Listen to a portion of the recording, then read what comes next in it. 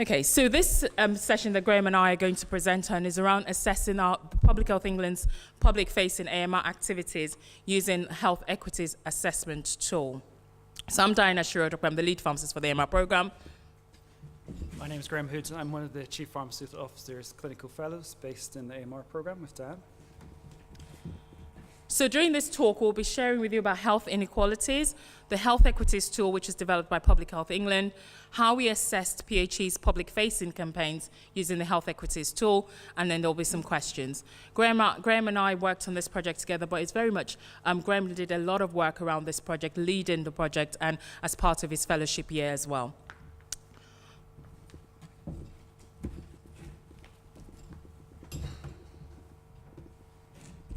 That's great. Thank you very much, Diane. As Dan's indicated, we've just recently finished a project looking at assessing our public-facing campaigns at Public Health England. But first, just wanted to put it into context, health inequalities. So we're talking about the differences in health between people or groups of people that's considered unfair.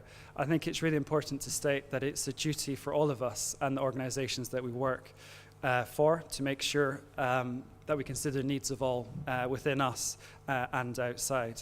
And I think there's been a lot of well-documented health inequalities in the UK, and I've just highlighted a couple here that actually males living in the most deprived areas in the UK can expect to live 9 fewer years compared to those that don't, and 7 years for females. And also it's been publicised the very significant north-side divide in life expectancy. But there is good news that life expectancy at birth in England is generally increasing in recent decades. And now we've got up to 79.5 for males and 83.1 for females. So as I said, it's linked to the Quality Act, and that's based on 9 protected characteristics. As you can see on the slides, that's age, disability, gender reassignment, marriage and civil partnership, pregnancy and maternity, race, religion or belief, sex and sexual orientation. And it's really important, and I will come back to this when we start talking about how we've assessed some of the activities at PHE. So just briefly, I wanted to talk about the census, and let's look at our population and see how it's changing. And actually in the back of our heads think about have we changed how we're giving resources to our local population to reflect these changes. So last census was conducted in March 2011, and as expected the population has increased by 36 million. So now we have over 50 million individuals within England. As you'd expect, we have an ageing population, and that increase has reflected in residents over 65. With 1 in 6 now over that age category in England and Wales. There's 2 areas in the census that I just want to briefly talk about to put the work in perspective. Ethnic groups. Now, we have had a change, and it's great. We've got more minority ethnic groups living in England and the UK. And as you can see from the diagram on the left, we have Indian and Pakistan. We have over 4.5% now. That are part of the census that have been indicated that's their ethnicity. And the chart on the right is just to indicate that the population identifying themselves as white has really reduced from 1999 from 94.1% of the population to 86 in 2011, and obviously the next census in 2021 that figure may reduce as well. So I'm really just highlighting the fact that actually our population is becoming more diverse, and actually are we looking at our local population that we serve to make sure we're accommodating for that. If we look at the main languages spoken in England, it is predominantly English as the first language, but we do have different languages that are representative of different parts of England as well. And you might not be able to see it the background, but there is variation across England, and certain pockets of the population, their first language is not English. And certainly we have Polish, Punjabi and Urdu being quite high. And I know the percentages on the right don't seem too much, but actually when you look and go into the different areas within England, that can actually be a little bit higher as well. So it's something to think about, that actually English is not the first language of a lot of individuals.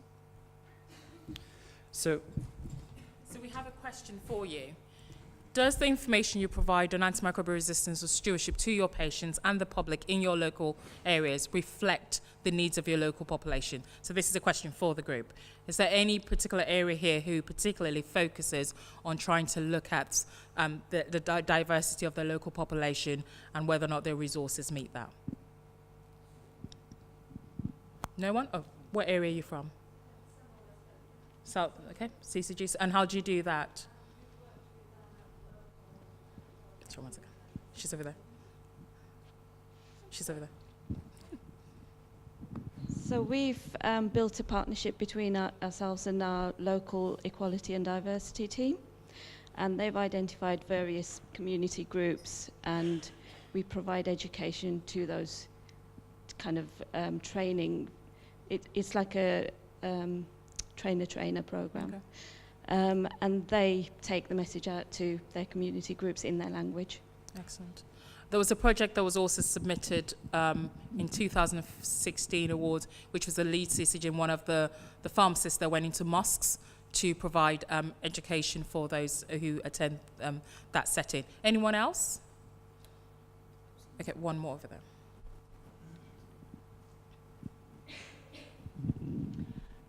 Just a wee thing. We produced a video with school children in the local Doric dialect in Aberdeen this year to hopefully they would respond better to that. And we've got non-prescription pads for GPs with information to give out, and they're available in the different languages, including things like Polish, which are quite prevalent in our area. Excellent, thank you. So yeah, we'll share that shortly, but the target toolkit, which includes the leaflet for patients, is actually available in several languages. I think it's almost most of the languages that were on that chart, which Graham showed earlier. Back to you, Graham. It's really positive to hear that there has been some activities in this area. I just wanted to bring it back a little bit into AMR and AMS resources. So there was a systematic review that was published in March this year that looked at the effectiveness of interventions that targeted the public. And there was a significant database searched between 2000 and 2016. And it really showed that the analysis showed that the interventions targeting school children and parents have had notable potential, and the behavioural change has varied between those two groups of individuals. But it actually highlighted the picture is less clear when targeting the general population and the general public. And I think that's really important to note, that we need to make sure that our resources are reaching as many people as possible, because we talk about the burden of AMR, but actually if our resources aren't reflecting our local population, then we may have challenges that we need to overcome for that. So at Public Health England, we have been using an assessment tool called the Health Equity Assessment Tool, which was developed by PHE, but it used the similar principles from the WHO. In 2014, they developed their HEAT tool, which is mainly based on assessing countrywide health inequalities. But as I'm sure you're all aware, the role within PHE is significantly to try and reduce health inequalities. So this piece of work is very important to Public Health England. So the HEAT tool helps teams systematically identify opportunities, and as it says, to measure, monitor and reduce health inequalities through public health programs. And it has been applied throughout PHE at numerous regions and centres, and also local authorities. I think it's really important that it's applied before a project is developed. So it's really looking to try and maximise and achieve the reach for these projects. So it can be incorporated into the development stage to, again, assess and look at the local population. So we assessed 4 of our public health facing campaigns in AMR. That was Keep Antibiotics Working, the Target Toolkits, eBug, and of course the Antibiotic Guardian campaign as well. So there's 5 stages to the HEAT assessment. Stage 1 is the prepare, stage 2 assess, Stage 3, refine. Stage 4, apply. And stage 5, review. So what we did is we linked with the leads for each of the campaigns that I've listed there. And the survey was sent to those individuals to complete, but then we convened and discussed the responses that had been, and also helped to standardize so we could compare the results in the end. But it's important to note that each activity is individual in the sense that some of the questions may not be applicable for that activity, and it's a continual process that once you have completed it, the review stage and looking at actions, that's continued year on year for that. I'm just going to go into 3 of the stages because I'm aware we don't have too much time today. So the first section is prepare. So that's really looking at the overall the initial work that you're wanting to do. So looking at the aim of the work, and then looking at how this contributes to reducing health inequalities. Is there any areas that we could look at to improve? And then also look at the data and evidence to support why you're doing this project. On the right-hand side, I've used Antibiotic Guardian as some of the example responses. So if we look at how does the work contribute to reducing health inequalities, the general focus of the Antibiotic Guardian campaign is the public, and there's potential significantly to reduce health inequalities, including minority ethnic groups and those of lower socioeconomic groups. It is internet-based and it's open access to everyone, so everyone with internet or is IT literate is able to access this activity. But I'll come on to that in a little bit. And actually, when we looked at the data and evidence, there is currently not that much published anecdotal data on health inequalities in AMR. So again, it's something that potentially for the future we could look at. So section 3 is where we refined and assessed our activities and looked really on building on the protected characteristics, the 9 characteristics, and looking to see how these are either negatively or positively affecting health inequalities. So if we start at age, and again on the Antibiotic Guardian campaign, it is benefiting people aged under 75, as it's recently been shown that over 75s don't access the internet as much, and the last statistic was around about 16% did, but that has increased now up to 40% in 2016. But again, it really hits home the fact that we are living in the advances of technology, but we still need to make sure that we do have the right resources for individuals that can't access the internet or don't have that available to them. So I think that's really important. Gender, there's currently less male guardians at present than female guardians. Again, our target audience looks at females and those with young families as the main individuals that have been shown to access or seek antibiotic prescriptions. So it's really about targeting the assessment to obviously your outcomes and your aims of it. So some of these protected characteristics aren't as appropriate or aren't as necessary as others. If you look at the race and religion and beliefs, I've briefly touched on the fact that a lot of our resources are first languages on English, and the resources are in English. I know the Antibiotic Guardian website is translated into 5 other languages, but for looking at our local populations, does that reflect that area that you're looking at? And as I said, some of the fields are not applicable for it at all. The last section is review, so it's really important for the piece of work that we're doing is making sure that the actions that have been produced after the assessments are reviewed after a year to make sure that those actions that are advised have been achieved or they haven't, and then we can look at trying to move it forward and again review the process.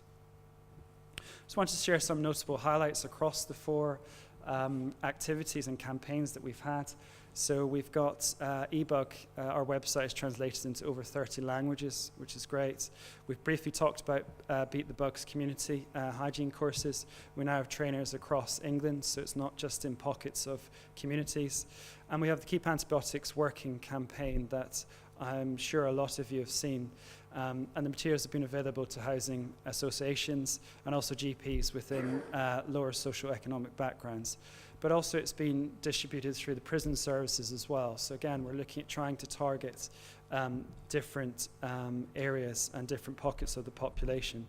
And as I said, with these singing pills, they are gender neutral and there's no racial bias with that. And obviously we need to end on Antibiotic Guardian pledges are across 129 countries now across the world. And as I said, translated in 5 languages. And I think that really shows that a lot of these countries have different religions and beliefs as well, so it's encompassing a lot of individuals. The general recommendations that came out of this work is, as I've highlighted before, there is lack of evidence currently on the different population groups, in particular which population groups are using antibiotics appropriately. So that's something that we need to bear in mind. Tailoring materials as well for the hearing and visually impaired. I think it's really vital that if we do have an internet-based approach, we do have a transcription of any videos that are on there, as that's a high proportion of our population as well. And I've talked about the use of technology and utilising paper-based solutions still to make sure we get our further reach for that campaign. But I'm just going to conclude now, as I've been told at the back. I hope I've highlighted the population is changing, and we have an increasing number of people identifying themselves as minority ethnic groups. I think it's really important that we actually take time to look at our local community that we provide healthcare for and check that it does actually reflect those pockets of the population there. And it's really been a great use of using the health equity assessment tool to really get a systematic identify opportunities that we can try and improve. And I would encourage others to use a similar technique or the HEAT tool for your local activities. And I think it's really poignant, and I think it's been a running through the Antibiotic conference today, but sharing examples and collaborating are key to improvements, because if we do find that there's a successful technique for a certain population, then we should be sharing that with our colleagues and with everyone else. Okay.